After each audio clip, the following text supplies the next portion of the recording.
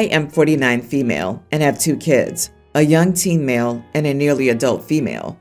My son has high-functioning ASD, and honestly, most people can't tell, but it comes out in certain aspects of his relationships, such as thinking about others, compassion, etc.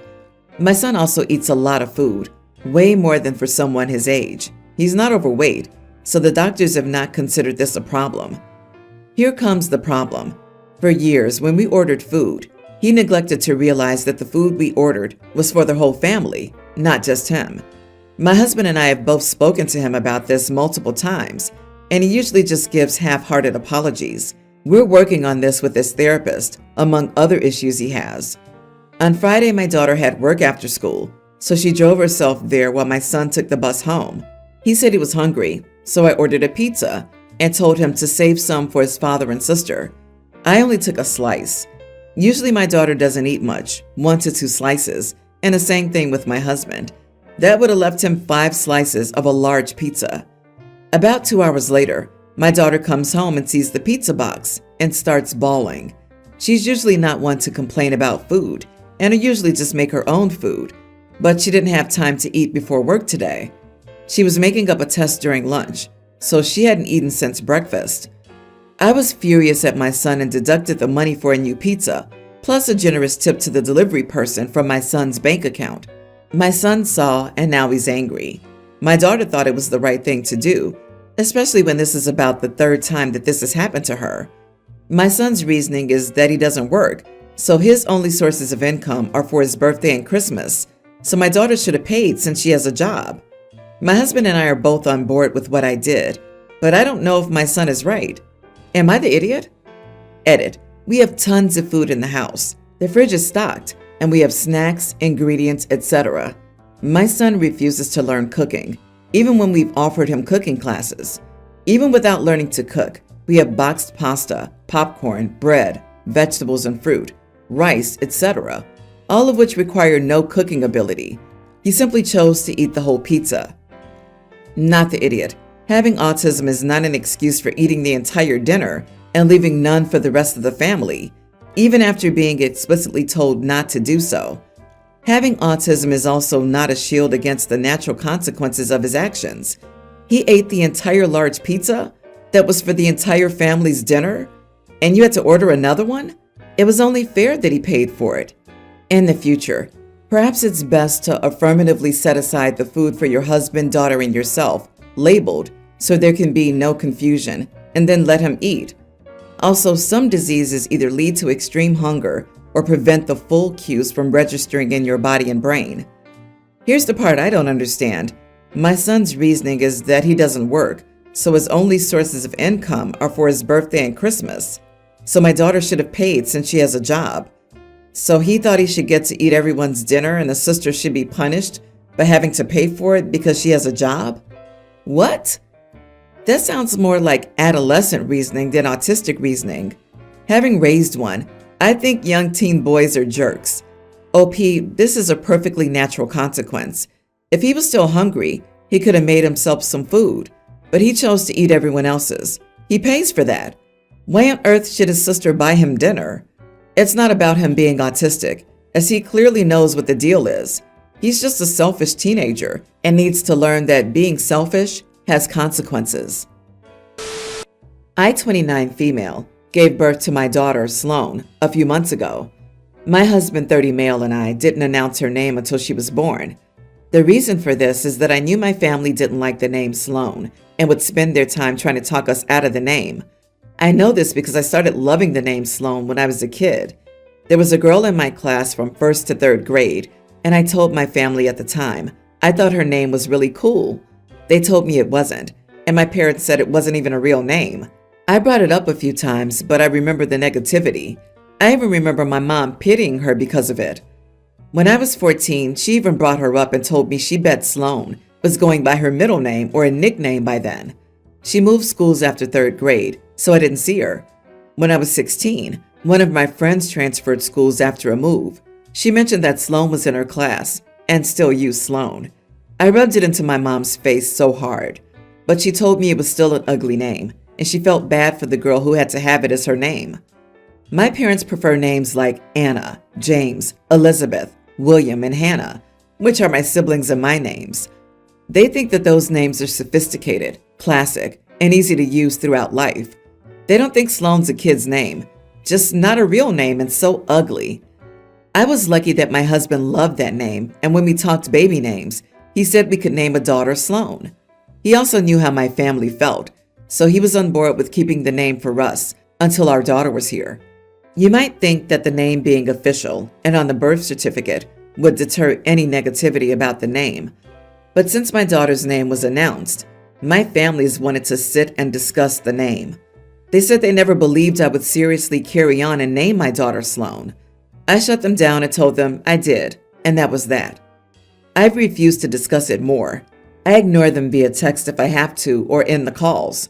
I left my sister's house just a week ago because they tried to bring it up. They told me it was childish to run away from such a serious discussion. I said we have nothing to discuss. My husband and I had our discussion on the name, and that was the only thing that needed to happen. They told me that a part of being a family is hearing each other out, and that I'm being childish by refusing their request. Am I the idiot? Not the idiot. Your family's argument about hearing each other out doesn't apply in this case, because their concerns about the name aren't about your child's well-being, but rather their personal taste. You've already made it clear that the name is non-negotiable, and they should respect that. Standing firm isn't childish. It's about maintaining autonomy over an important aspect of your life. I mean, you can name your kid whatever you want, but your parents had a point. It's not a kid's name, and it definitely makes me give you a side eye. In the UK, Sloane is short for Sloane Ranger, which is a slang term for an oblivious posh person. I guess it would sound similar to naming your child Preppy. So you're not the idiot in this specific question, but you're absolutely an idiot to your daughter for naming her that. It's the same as Raquel or Sunshine. Just ridiculous. Are you sure you're not related to OP's wackadoo family? How can you compare Sloane to a tragedy? It is a legit name and can be a kid's name, like Anna, Elizabeth, or Lily. OP, Sloane is a cool name. It's uncommon for a girl and distinctive. Hey, you always remembered that girl from school, didn't you? Congratulations. Don't let your family bully you. My son and daughter-in-law have 3 kids, 2 girls and a boy. The girls are toddlers and her son is a preschooler. I've always believed she favors the youngest. With the older 2, she was going back to work at 12 weeks, had them in daycare all day, every day, didn't breastfeed, and just seemed disinterested in becoming a parent.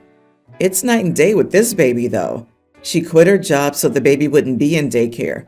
She's into attachment parenting, refused to even try the formula for this one, and refuses to go anywhere without her. They will move for my son's job and are taking the weekend to look at houses and explore the area.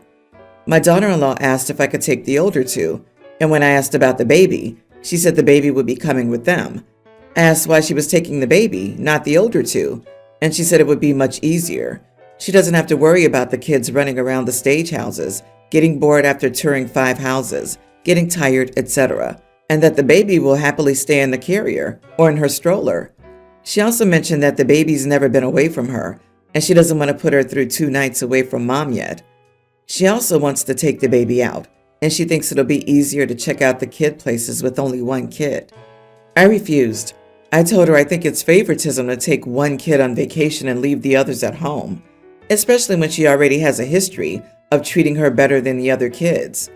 The other kids would love to go on this trip, but they won't understand why their mom left them and brought their sister. She says I have no right to criticize her parenting and that she doesn't have a favorite. I refused to budge and told her I'd take all of them or none. She has a friend watching the older 2 now, and I was told I'm not allowed to see the other kids this weekend because she thinks I'll talk about her to the kids and cause problems between her and the kids. My son thinks she's overreacting, but he also thinks I shouldn't have said anything because I know she had PTSD with the first 2, and she feels guilty about not being a good mom to the first 2. Am I the idiot for telling her she's favoring the baby and refusing to watch the older 2 so she could take the baby on a vacation? You are the idiot.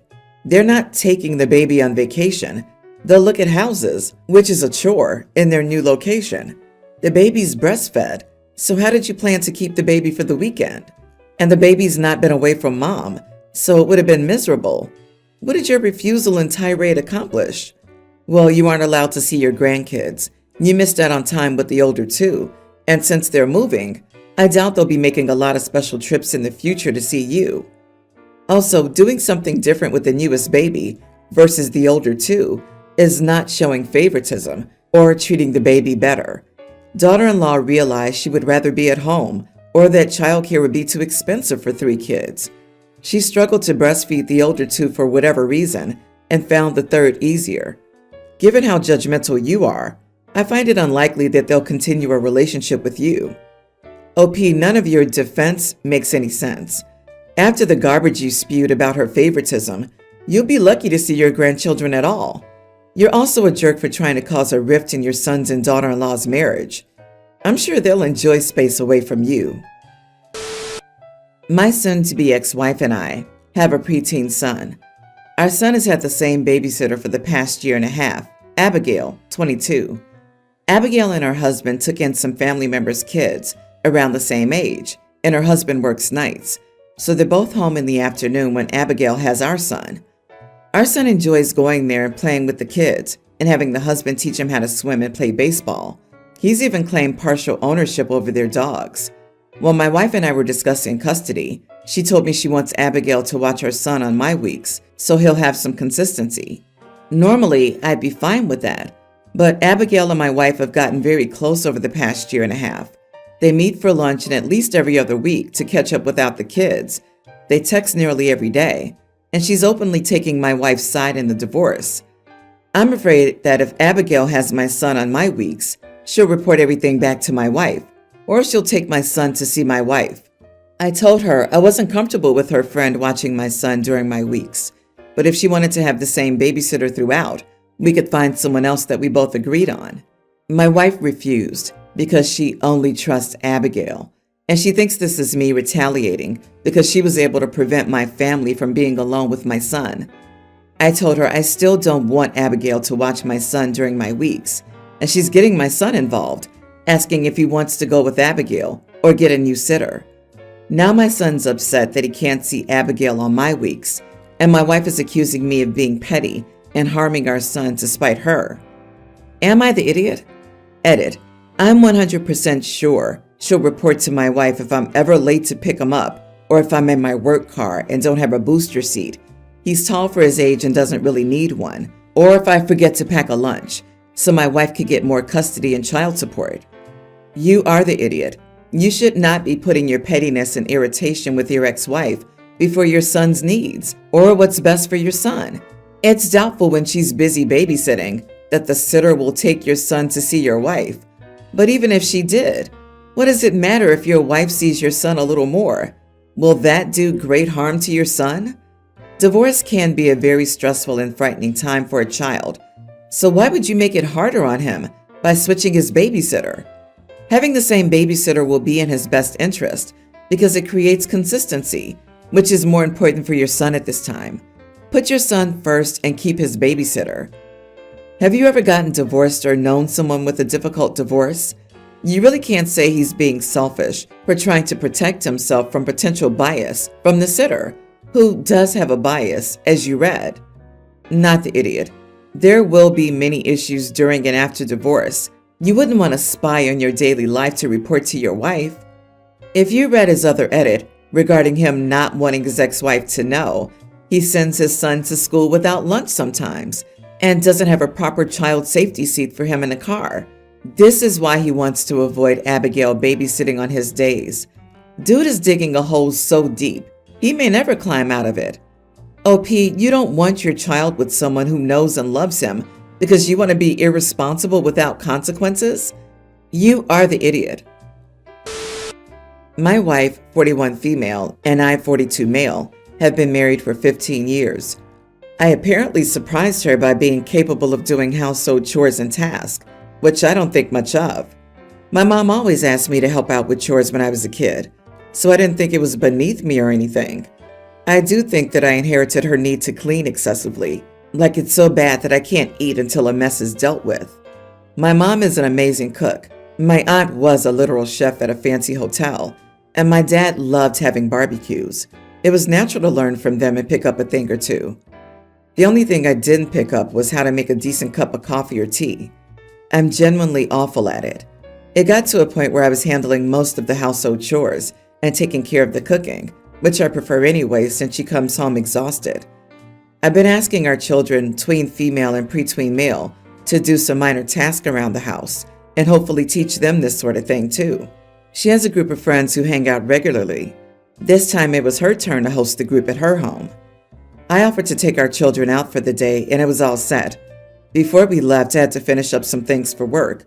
The office space is practically on top of our living room, so I could hear what they talked about the entire time. One of the friends asked how she always kept our household spotless, and my wife just bragged about how she was responsible for it all. Then they all started talking about their gripes with their marriages. A common theme was how unhelpful their spouses were. I felt pretty uncomfortable, so I just left the office and went out with the kids. I came back after they had left for the night and acted as normal until we got to our bedroom.